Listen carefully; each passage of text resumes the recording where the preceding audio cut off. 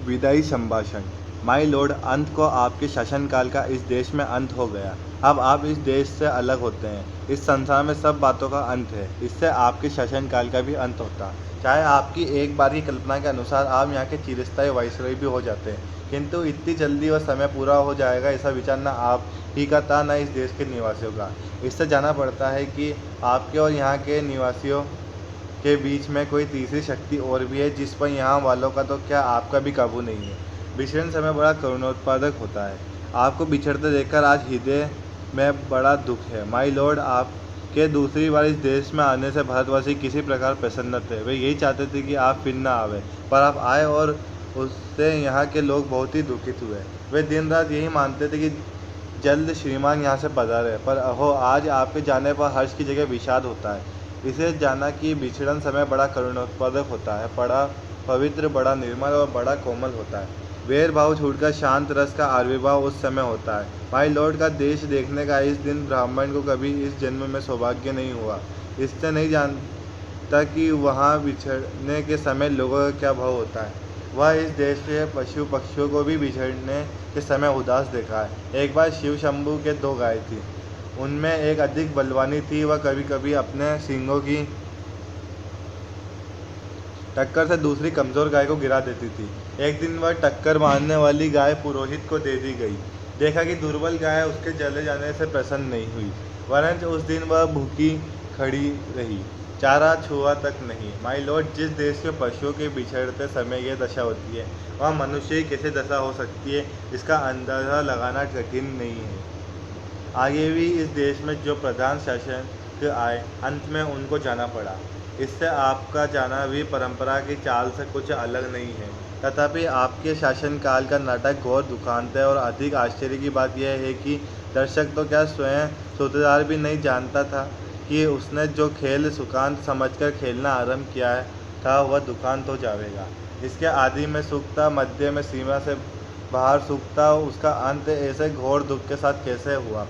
घमंडी खिलाड़ी समझता है कि दूसरों को अपनी लीला दिखाता हूँ, किंतु पर्दे के पीछे एक हो रही लीला में की लीला हो रही है, यह उसे खबर नहीं। इस बार बम्बई में उतरकर माय लॉर्ड, आपने जो इरादे जाहिर किए थे जरा देखिए तो उनमें से कौन कौन पूरे हुए। आपने कहा था कि यहाँ से जाते समय भारतवर्ष को ऐसा कर जाऊँगा कि मेरे बाद आने वाले बड़े लाटों को वर्षों तक कुछ करना न पड़ेगा। वे कितने ही वर्षों सुख की नींद सोते रहेंगे। किंतु बात उल्टी हुई। आपको स्वयं इस बार बेचैनी उठानी पड़ी, और इस देश में जैसी अशांति आप फैला चले उसे मिटाने में आपके पद पर आने वालों को न जाने कब तक नींद और भूख हराम करना पड़ेगा। इस बार आपने अपना बिस्तरा गर्म राख पर रखा है और भारतवासियों को गर्म तवे पर पानी की बूंदों की भांति नचाया है। आप स्वयं भी खुश न हो सके और यहाँ की प्रजा को भी सुख न होने दिया। इसके लोगों के चित्त पर बड़ा ही दुख है। विचारे तो क्या शान आपकी इस देश में थी और अब क्या हो गई। कितने ऊंचे होकर आप कितने नीचे गिर गए। आलिफ लैला के अहदीन ने चिराग रगड़कर और अबुल हसन ने बगदाद के खलीफा की गद्दी पर आंखें खोलकर वह शान न देखी जो दिल्ली दरबार में आपने देखी। आपकी और आपकी लेडी की कुर्सी सोने की थी और आपके प्रभु महाराज के छोटे भाई और उनकी पत्नी की चांदी की।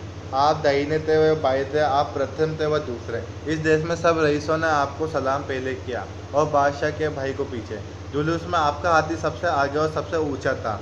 पौधा, चेवर, छत्र आदि सबसे बढ़ चढ़कर थे।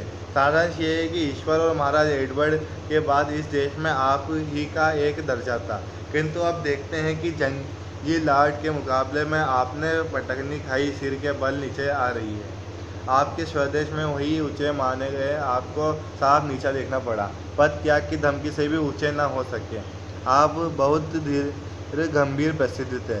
उस सारी धीरता गंभीरता का आपने इस बार काउंसिल में बेकानूनी कानून पास करते और कन्वोकेशन वक्तृता देते समय दिवाला निकाल दिया। यह दिवाला तो इस देश में हुआ, उधर विलायत में आपके बार बार इस्तीफा देने की धमकी ने प्रकाश कर दिया कि जड़ हिल गई है। अंत में वहाँ भी आपको दिवालिया होना पड़ा और धीरता गंभीरता के साथ दृढ़ता को भी तिलांजलि देनी पड़ी। इस देश के हाकिम आपकी ताल पर नाचते थे। राजा महाराजा डोरी हिलाने से सामने हाथ बांधे हाजिर होते थे। आपके इशारे में प्रेरणा होती थी। कितने ही राजों को मिट्टी के खिलौने की भांति आपने तोड़ फोड़ दिया। कितने ही मिट्टी काट के खिलौने आपकी कृपा के जादू से बड़े बड़े पदाधिकारी बन गए। आपके इशारे में इस देश की शिक्षा पायमाल हो गई, स्वाधीनता उड़ गई। बंग देश के सिर पर आरा रखा गया। आह, इतनी बड़े माई लॉर्ड का यह दर्जा हुआ कि फौजी अफसर उनके इच्छित पद पर नियुक्त न हो सका और उनको उसी गुस्से के मारे इस्तीफा दाखिल करना पड़ा। वह भी मंजूर हो गया। उनका रखाया एक आदमी नौकर न रखा, उल्टा उन्हीं को निकल जाने का हुक्म मिला। जिस प्रकार आपका बहुत ऊंचे चढ़कर गिरना यहाँ के निवासियों को दुखित कर रहा है, गिरकर पड़ा रहना उससे भी अधिक दुखित करता है। आपका पद छूट गया तथापि आपका पीछा नहीं छूटा है। एक अदना क्लर्क जिसे नौकरी छोड़ने के लिए 1 महीने का नोटिस मिल गया हो, नोटिस की अवधि को बड़ी घृणा से काटता है। आपको इस समय अपने पद पर रहने का तक पसंद है, यह आप ही जानते होंगे। अपनी दशा पर आपको कैसी घृणा आती है, इस बात के जान लेने का इन देशवासियों को अवसर ही नहीं मिला। पर पतन के पीछे इतनी उलझन में पड़ते उन्होंने किसी को नहीं देखा। माई लॉर्ड, एक बार अपने कामों की ओर ध्यान दीजिए। आप किस काम को आए थे और क्या कर चले? शासक प्रजा के प्रति कुछ तो कर्तव्य होता है, यह बात आप निश्चित मानते होंगे। सो कृपया करके बतलाइए, क्या कर्तव्य आप इस देश की प्रजा के साथ पालन कर चले? क्या आँख बंद करके मनमाने हुक्म चलाना और किसी की कुछ न सुनने का नाम ही शासन है?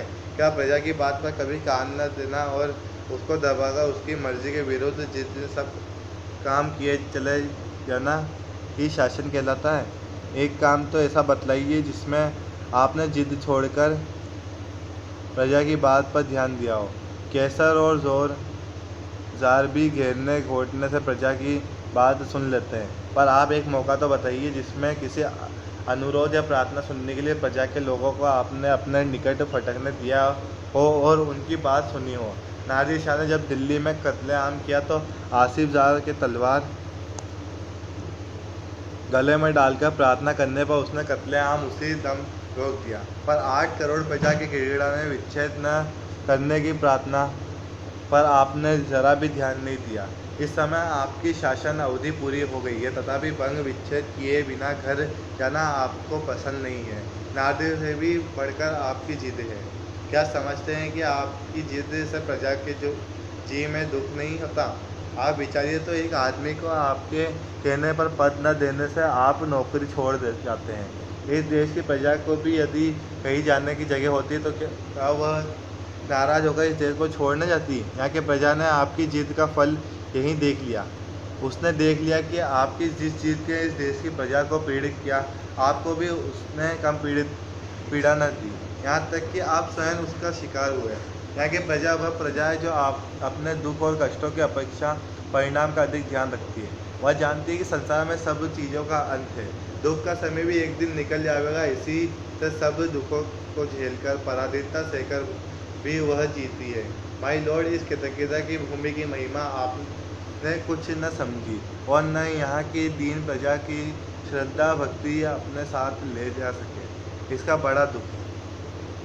इस देश के शिक्षितों को तो देखने की आपकी आंखों का ताब नहीं।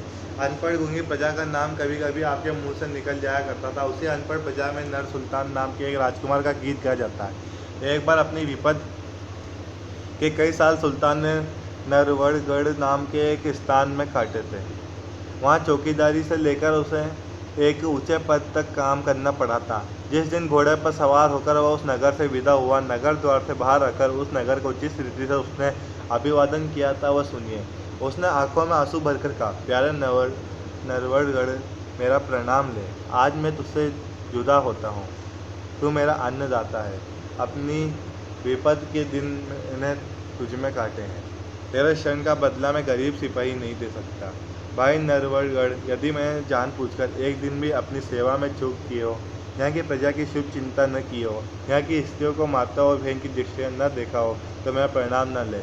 नहीं तो प्रसन्न होकर एक बार मेरा प्रणाम ले और मुझे जाने की आज्ञा दे। माई लॉर्ड, जिस प्रकार में ऐसे राजकुमार का गीत गाया जाता है,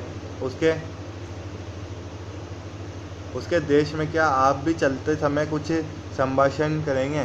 क्या आप कह सकेंगे, अभागे भारत, मैंने तुझसे सब प्रकार का लाभ उठाया और तेरी बदौलत वह शान देखी जो इस जीवन में असंभव है। तूने मेरा कुछ नहीं बिगाड़ा, पर मैंने तेरे बिगाड़ने में कुछ कमी न की। संसार के सबसे पुराने देश, जब तक मेरे हाथ में शक्ति थी, तेरी भलाई की इच्छा मेरे जी में न थी। अब कुछ शक्ति नहीं है जो तेरे लिए कुछ कर सकूं, पर आशीर्वाद करता हूँ कि तू फिर उठे और अपने प्राचीन गौरव और यश को फिर से लाभ करे। मेरे बाद आने वाले तेरे गौरव को समझे। आप कह सकते हैं और यह देश आपकी पिछली सब बातें भूल सकता है, पर इतनी उदारता माई लॉर्ड में कहाँ।